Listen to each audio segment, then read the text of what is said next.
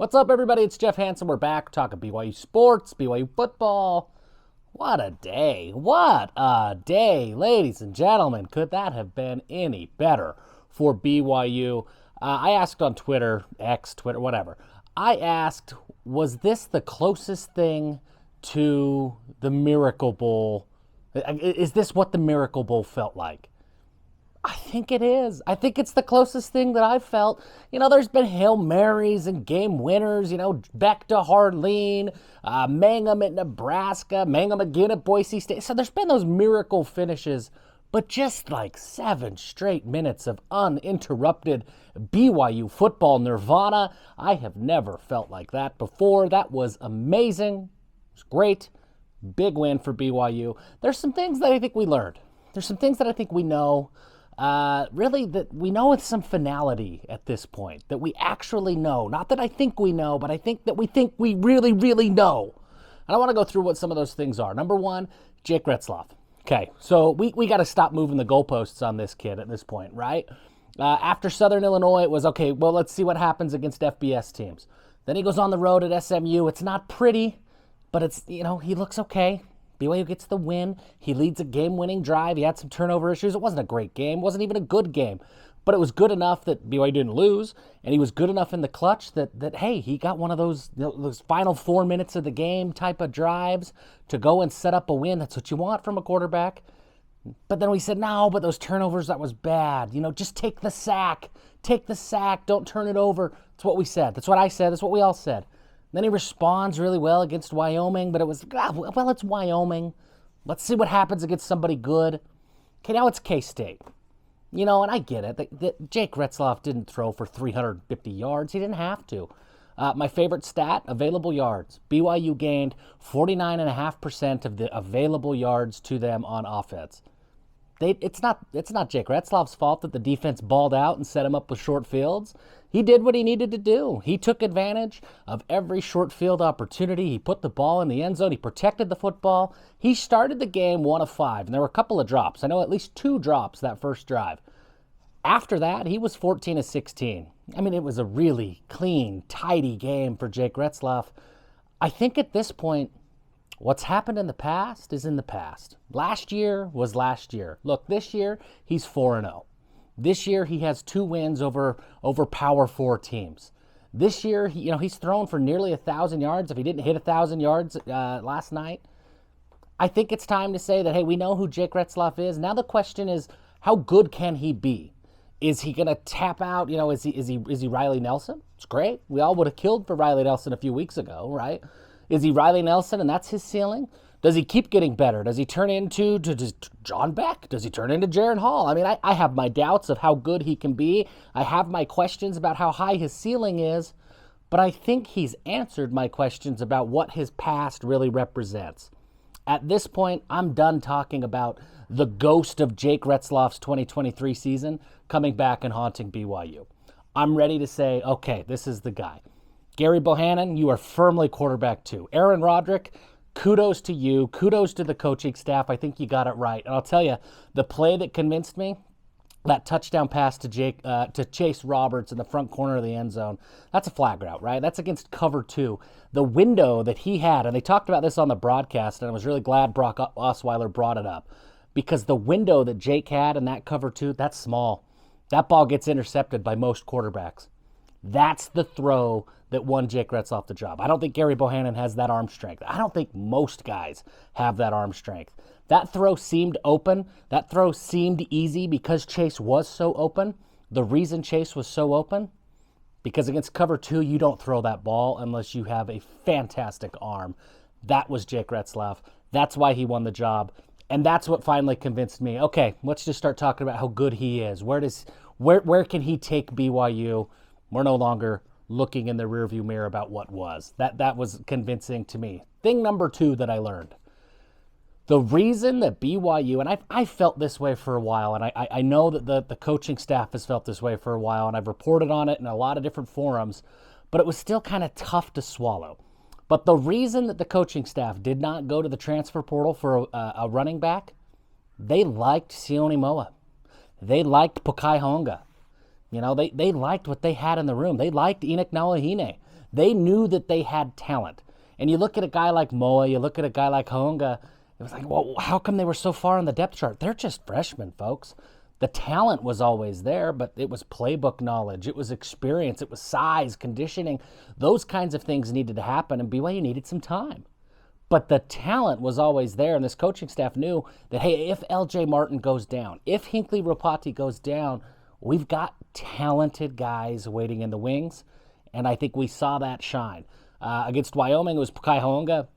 He only had 5 or 6 carries, but he looked great when he had the ball. You could see, holy cow, this guy's the real deal. This guy has a different gear that some of these other running backs don't have. Last night, it was Shoni Moa out of Timpview.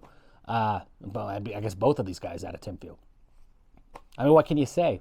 The vision was there. He can catch the ball out of the backfield. He's thick, he's sturdy, he can block, and he just breaks tackles.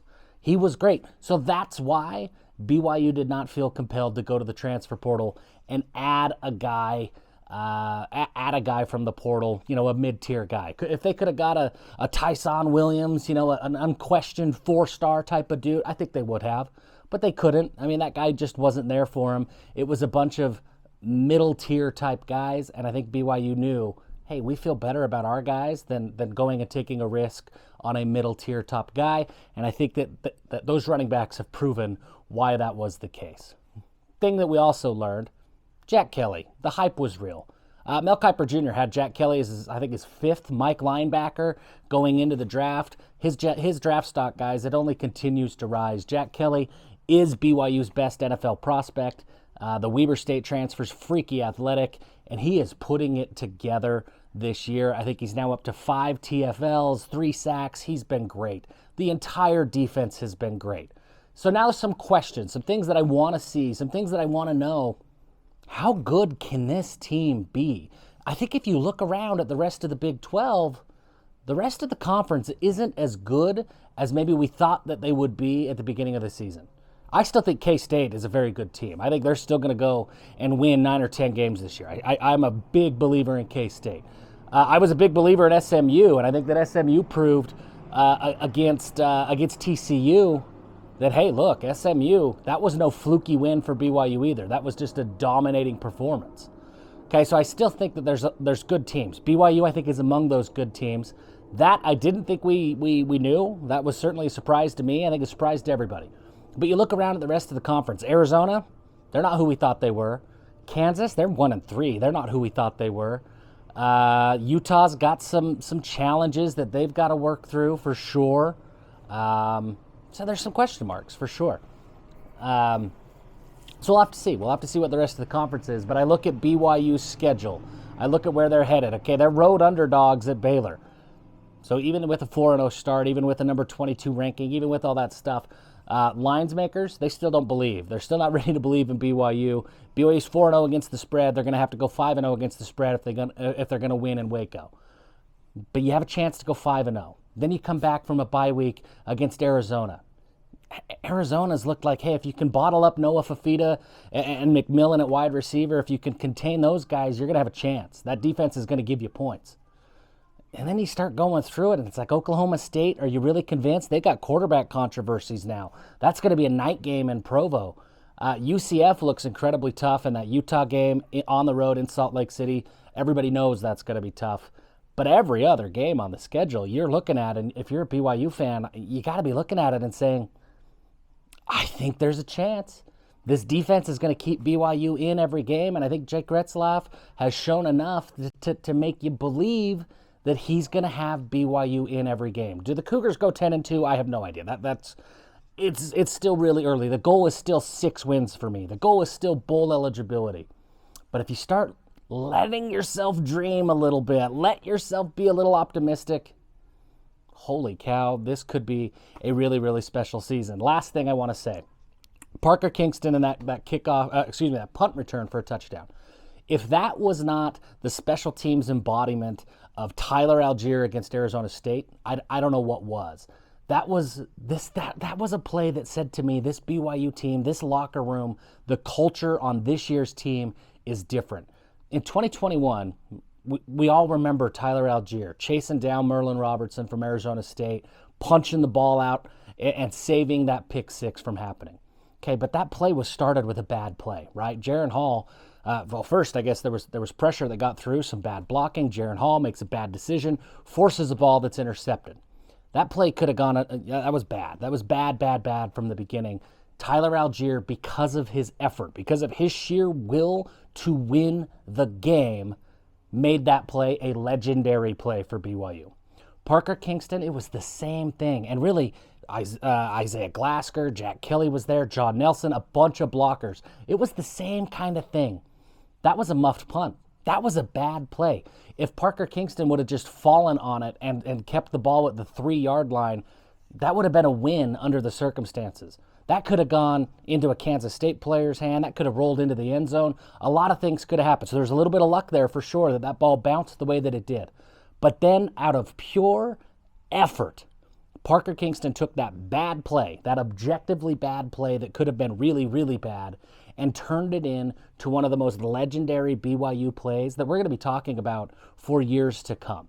It was the best punt return I think I've ever seen, regardless of BYU or anybody else. It was phenomenal. And it was effort that got him there. It was Isaiah Glasker running stride for stride with him for that whole length of the 100-yard football field. It was John Nelson had a really big block early in that, I guess right after Kingston picked it up. John Nelson had the block that helped Kingston turn the corner. Jack Kelly was right there. There was a whole convoy of Cougars that was running with Kingston. It was effort. And in those situations in the past, particularly last year, I don't know if anybody gives that level of effort to pull off a play like that. So what did I learn? That tells me that this team is dialed in. They are bought into what the coaches are selling. They believe in themselves. They don't care if anybody else does or doesn't. This team is the culture that we saw in 2020. It's the culture that we saw from BYU in 2021 when BYU went undefeated against the Pac-12. It's that same kind of vibe. We didn't get that vibe last year. So when BYU starts 4-1, 5-2, the collapse sucked. But it was also kind of predictable, right? It kind of was. Maybe not in epic fashion like it was, but I don't think that most people really felt like BYU went out and dominated or really earned those early wins. They got lucky against Arkansas, and everybody kind of felt that. Sam Houston wasn't great. Southern Utah, it wasn't great. I think this team's different, guys. I think this team has whatever magic 2020 had, whatever magic 2021 had, that they are bought into what Kalani Sitake, Aaron Roderick, and Jay Hill are selling, and they believe in each other. I think the culture is exactly what Kalani Sitake wants to have. And in this transfer era portal, if you look at the top 25, there's a lot of new names. I think it's because of the transfer portal, right? There's so much new across the board, new desires, new motivations for players. Players are playing for money now and that next paycheck, that next opportunity, new transfers, new playbooks, new coaches, new rosters. There's a lot of new. And BYU has a pretty stable amount of continuity and a culture that Kalani Sitake has been trying to build for a while. He says at BYU you're going to have to win with culture in this era of college football. I think this is what he's talking about. I think we've seen it. That play from Parker Kingston, that's that kind of play. This was fun, guys. Appreciate you guys for sticking around. Hit the subscribe button if you haven't. Give them hell. Live Moss. And until next time, go Cougs.